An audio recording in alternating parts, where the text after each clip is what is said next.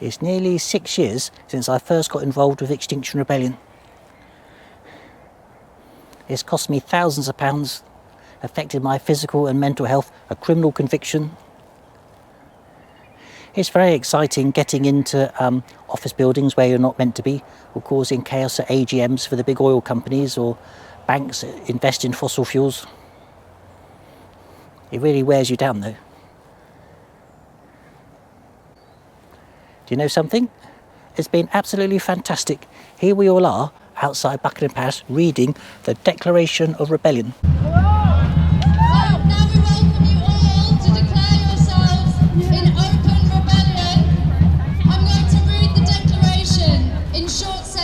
And I want you to repeat them after me.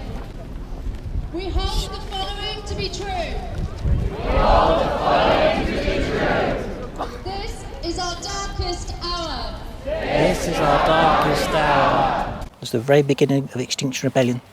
It's an important historical event, which is a new experience to me. They've got artefacts from that day at the Victoria and Albert Museum in London.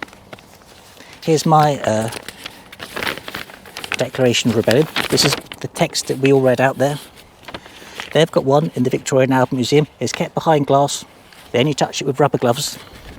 I keep mine in my sock drawer, and I'm allowed to touch it because I'm an important part of its history. My one's in black ink, their one's in green ink, which makes me wonder how authentic it is. Anyway, I'm making this video because I get lots of comments from people saying they're upset at the prospect of the collapse of our societies and the end of our civilization because of climate change or the ecological emergency. This video is about how it's possible to be happy even in the most difficult circumstances. Not despite what's going on, but because of it. To understand it, you're going to have to become experts in the ancient Roman philosophy of Stoicism, whose ideas are still agreed on by modern day academics and psychologists, so it's all top-notch stuff. And then I'm going to show you how to put it into practice. If you haven't got time to watch the whole video, I can sum it up by saying, only worry about things that you can do something about. Here's something from Martin Luther King that sums it up quite well. The thing that makes me happy is that I can hear a voice crying through the vista of time saying, it may not come today or it may not come tomorrow, but it is well that it is within thine heart. The dream may not be fulfilled, but it's just good that you have the desire to bring it into reality. It's well that you are trying. As our mums say to us, it doesn't matter how well you do, as long as you try. First of all then, the principles of ancient Roman Stoicism. Humans are the top animals, we're very intelligent, we have opposable thumbs, with excellent communication skills. We solve our problems by thinking about them and sorting them out. Most animals don't have hands, so they have to solve their problems by running away or by biting them. The trouble with these days, there are so many problems that we can't do anything about. It makes us sad. There are things which are within our power, and there are things which are beyond our power. Within our power are opinion, aim, desire, aversion, and in one word, whatever affairs are our own. Really, all those things there, what was it? Opinion, aim, desire, aversion. They're all thoughts in our head. Those are the only things we can really control. And you need to be aware of the things we can't control. Beyond our power are body, property, reputation, office, and in one word, whatever are not properly our own affairs. Now the things that are within our power are by nature free, unrestricted and hindered, our thoughts. But those beyond our power are weak, dependent, restricted and alien. It might sound obvious, but many of the things in our consumer society involve your happiness depending on other people. Similarly, with gifts which fortune tosses down to us, wretches that we are, we become excited. The consumer society. All too slowly, as it seems, are the gifts thrown in our direction. They merely excite our cravings, since they can reach but few and are awaited by all. It's much better if you can to leave the rat race behind. Don't let your happiness depend on events that are beyond your control. I realise it's easy to say if you're a 56-year-old man who owns his own house, but the sooner you can get to a place where your happiness depends less on other people and more on the things you can do, the better. So now we're all experts in ancient Roman Stoicism. Let's have a little test. For example, I saw today that the AMOC, which is the current that brings warm water across the Atlantic Ocean, and it brings it from the equator, brings it up the east coast of the United States of America, across to Europe. Without it, it's the end of agriculture and a lot of drinking water in Europe. It's thought now, a recent report says, it could collapse as soon as 2057. Are we going to worry about that? No. The Count Everything channel has no responsibility for what the AMOC is about to do, or may not do, depending on the science. The big oil companies haven't been completely straight with us about the damage of CO2 and methane in the atmosphere. Who cares? Politicians aren't straight with us. Well, there's a surprise. Now you might be thinking, Count Everything, this is a change. I thought you were concerned about climate change and the ecological emergency. I thought you were trying to do something about it. I am. But I'm only doing things I can do about it, as we will see later on in the video. So, if you're not going to measure yourself by your success in the consumer society, how are you going to measure yourself? What is going to be important? Let us therefore withdraw from a game like this and give way to the greedy rabble. Whoever makes up their mind to be happy should conclude that the good consists only in that which is honourable. We're getting somewhere now. You have to act properly, and you shouldn't worry too much about the good or bad things that happen to you. Much more important is how you respond to them. Success comes to the common person and even to commonplace ability. To always be happy and to pass through life without a mental pang is to be ignorant of one half of nature. But to triumph over the calamities and terrors of mortal life is part of a great person only. I'm encouraging you to be a great person, maybe not on an international historic scale, but just in your own terms, the greater person you can be. You can be a hero in your own terms. The highest good is a mind that scorns the happenings of chance and rejoices only in virtue.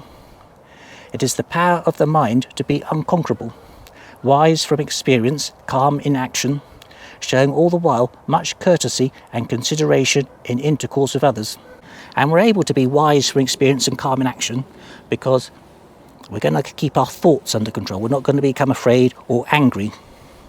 We're going to be intelligent humans, and that's the best way to solve our problems. Now, so far, it's all 2,000 years old, but here's something from a modern-day academic, and it shows that the thinking now is exactly as it was 2,000 years ago. Virtually all ethical philosophers agree on something we might call the priority of virtue. The demands of virtue trump all other values in life. For the great majority, it includes acting morally. And the people who are the most virtuous, according to the ancient Romans, are those people who have the hardest lives. If you have a hard life, you have to live your life properly.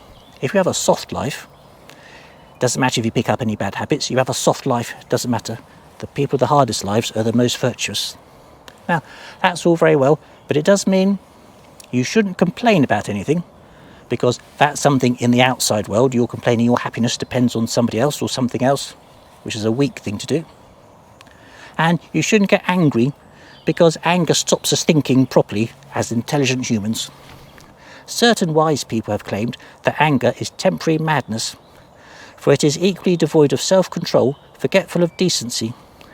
What is more gentle than they while they are in the right state of mind? But what is more cruel than anger? What is more loving to others than humans? What more hostile than anger? People are born for mutual help, anger for mutual destruction. Humans desire union, anger disunion. Humans to help, anger to harm. Humans would succour even strangers. Anger attacks its best beloved. So far then, the modern day academics, the ancient Romans, Martin Luther King, all agree if you want to be happy, you have to live your life virtuously, you have to act and do things you can do something about. Don't worry too much about things you can't do about. And also Extinction Rebellion. They agree the same principles, and here's something from one of their training manuals. It is best not to tie yourself to an outcome. If you expect a result, then you are likely to reach exhaustion. If you act with a motivation of servitude or on principle, then you are likely to be more resilient. If two people come to your meeting and you're doing it because you're devoted to it, not because you wanted to get 50 people there, you'll deal with the situation better. And then they go along to list other examples of what that might mean in practice. So we've got be the change, go out and do it, a desire to act based on principle, a sense of duty, and also Extinction Rebellion. You don't get paid to do it. You have no boss. There's no one in charge. Whatever you do is up to you. You're free to act properly as long as you're doing something to try and tackle climate change. So there's a great feeling of freedom. Just be concerned about what you can do. Don't have any outcomes which your happiness depends on and which are beyond your control. Well, this is all very well, but Stoicism isn't about reading some old books and thinking nice thoughts. It's important that you go into the world and try your ideas out to learn about yourself better, to learn about the ideas so you perfect them. In this way, Stoicism is different to other philosophies because a lot of philosophies say these are the rules by which you should live your life, and then you go into the world and that helps you to live your life. Stoicism is the other way around. You go into the world to help improve your philosophy, and then by having a better understanding of yourself and the world, that helps you to be happy and to have good thoughts and to be ready for a climate emergency. At a time of a global emergency, you need good thoughts, you need to be ready for action. Here's Epictetus talking about how he prepared himself for having a bath. When you set about any action, remind yourself of what nature the action is. If you are going to bathe, represent yourself the instance usual in the bath. Some person's pouring out. Remember, this is a Roman bath, it's communal. He's not having a bath for himself. Some persons are pouring out, others pushing in, others scolding, others pilfering. And thus you are more safe to go about this action if you say to yourself, I will now go to bathe and keep my own will in harmony with nature. And so with regard to every action. For thus, if any impediment arises in bathing, you will be able to say, it was not only to bathe that I desired, but to keep my will in harmony with nature, and I shall not keep it thus if I am out of humour with the things that happen. So Epictetus isn't worried that he will have trouble having a bath, but he's using his experience of bathing as a way to improve himself and improve his thoughts. As expert Stoics, you now know at a time of a global emergency, climate change and the ecological emergencies, it's not a time to stay at home and complain about things, it's a time for action. It's not a time for victims, it's a time for heroes. Now we get to the practical bit. Well, I will demonstrate what I'm talking about. And in this case, I'm going to be sitting in the road. The police are going to arrest me.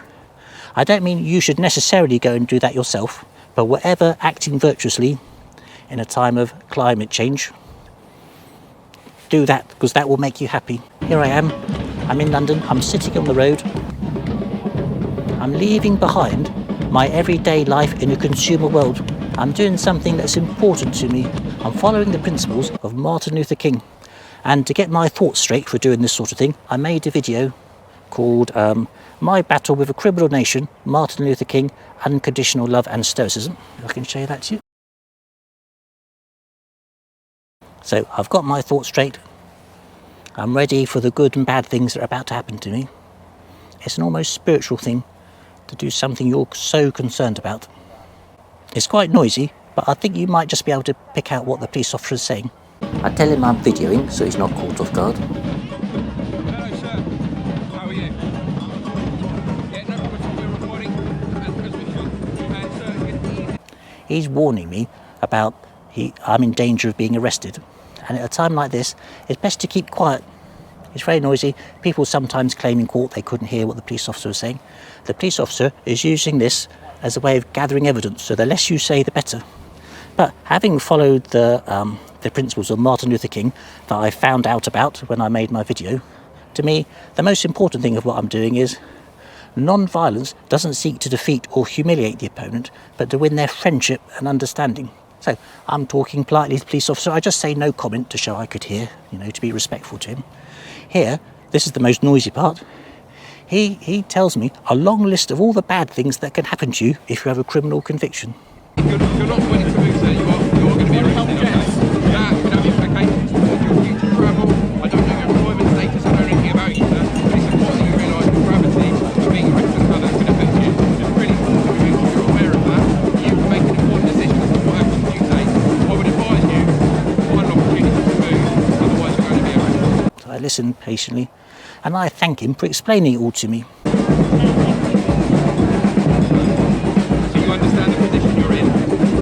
He uses that as an excuse. So you can hear what I'm saying, sir, can you? I said no comment. In the end, I refuse to move. I just keep saying no comment. I get arrested. No comment. So at this time you're under arrest. They tried to pick me up. This is the most painful part of the whole process. My shoulders do not bend in that way. It was severe pain. I could feel the nerves in my body tingling up and down. I thought about the Stoic guidance I found out about when I made the Martin Luther King video. Then think of all the brave people who have conquered pain, of those who did not cease to smile, though that very smile so enraged the torturers they tried upon him every instrument of their cruelty. You may tell me now whatever you like, limbs so twisted that the joints protrude in different directions, yet worse than these are the stake, the rack and the hot plates. Nevertheless, there have been people who have not uttered a moan amid these tortures. And you think, did you really think these things count everything? I did, I thought it, and I thought, wow, I'm being a stoic. If the police hadn't tried to pull my arms off, I would have never have known. Then they tried different ways of carrying me.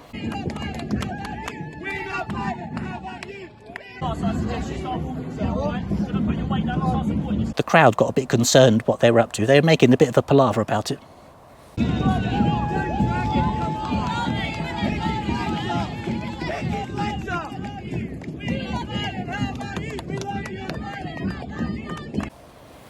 Remember, I'm trying to win the friendship and understanding of the police, so I tried to reassure the crowd that everything's fine, you know, not to worry about it too much.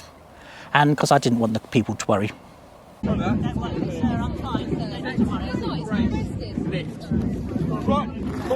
There's another issue going on here, that how something appears to somebody is more important than what it actually is. If, for example, I'd been trapped in a burning building and the police had rushed in and dragged me out to save me, they'd have been carrying me in the same way. You know, they're not being deliberately rough with me. Everyone would have been cheering, wouldn't they? So, for a Stoic, how things appear is just as important, because remember, it's our thoughts, how things appear to us, how we process that with our thoughts, that has an impact. Everything depends on opinion, ambition, luxury, greed, hark back to opinion. It is according to opinion that we suffer. A person is as wretched as they have convinced themselves that they are. I didn't think I was wretched, in pain and publicly humiliated with my clothes pulled up.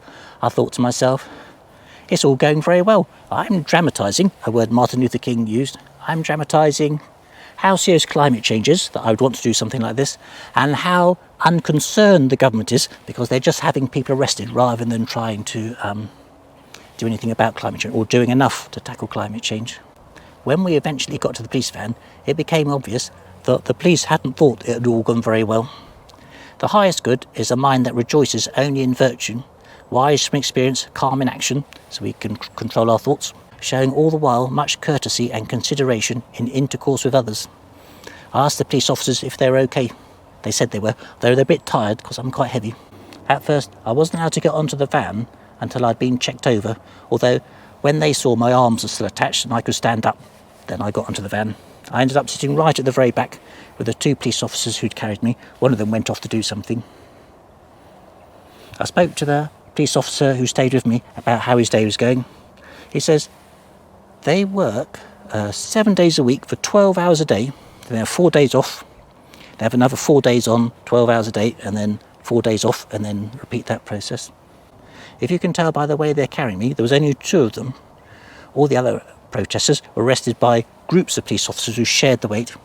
There's only 2 of them for me, because they're the macho police officers who tore London in a van full of riot gear at the back. Can you see, they're not wearing coats, are they? They had the heater turned right down in the van. Then the second police officer came back, and he started to talk to his colleague in a way that made me think they were trying to get their story straight. He said to him, we couldn't use the normal way of carrying people in that situation because we didn't have a rope. I've never seen a protester carried with a rope before. And you haven't been trained in that technique, remember? So we had to use this other way of carrying people. I thought about the German man who was held in Guantanamo Bay. On one occasion, soldiers woke Kurnaz every 1 or 2 hours to change cages, forced him to stand or kneel 24 hours a day, and deprived him of sleep for 3 weeks.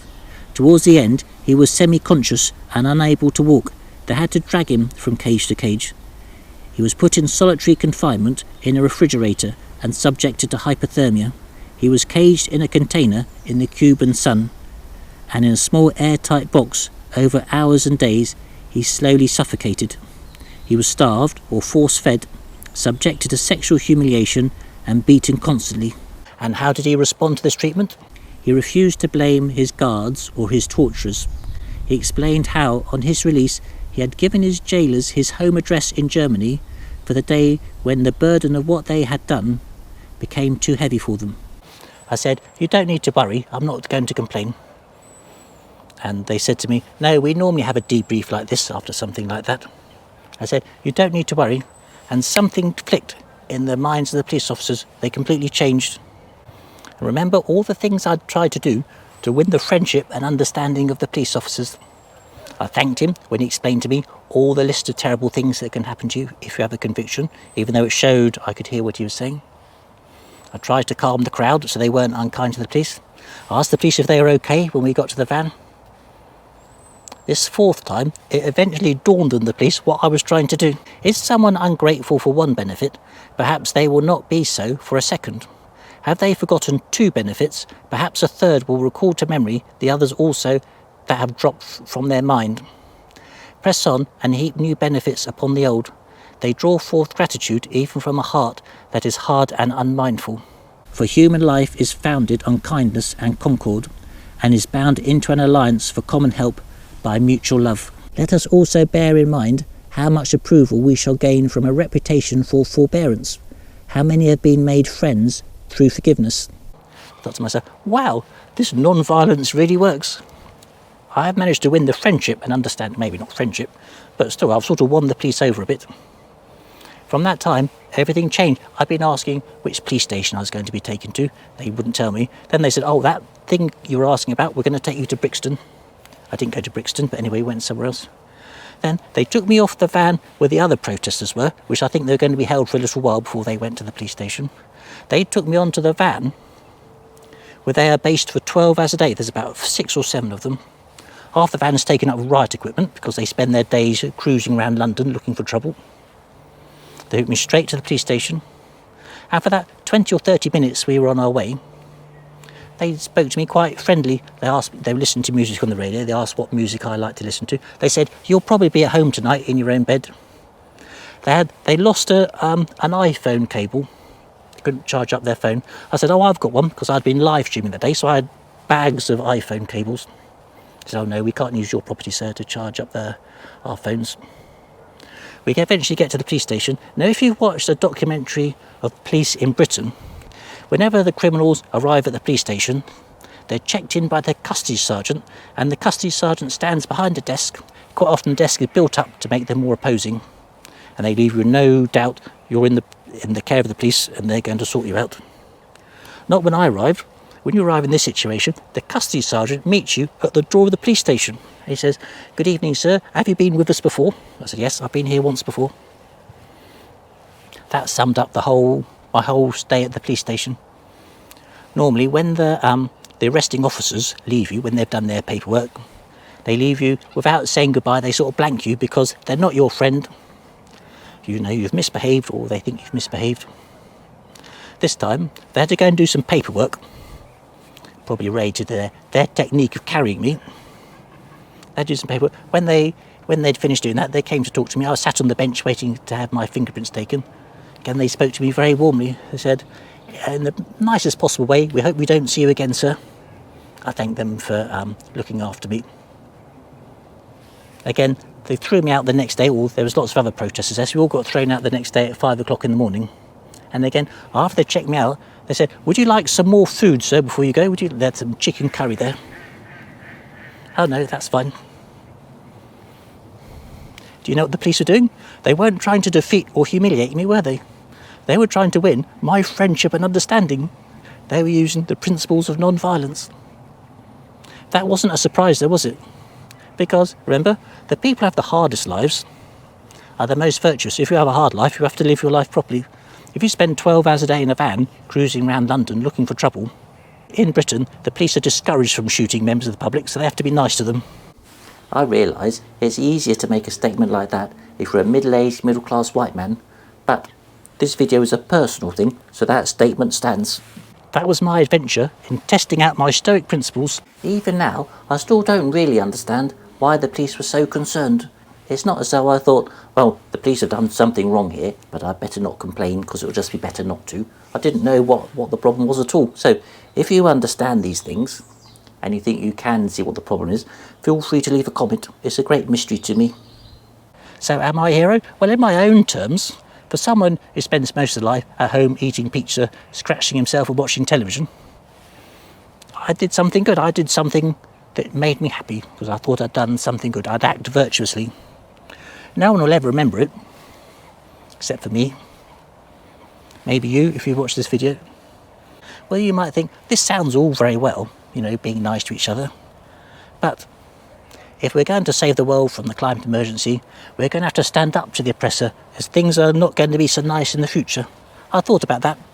And also, recently I went to Manchester City football stadium, had a tour there. And the competition between the teams is much less friendly than the competition between me and the police force. For example, in the English Premier League, no visiting team will ever accept any food or drink from the host team. They bring all the food and drink they need. In case it's poisoned, here's the Manchester City home changing room where their own team get changed. Here is the visitors changing room.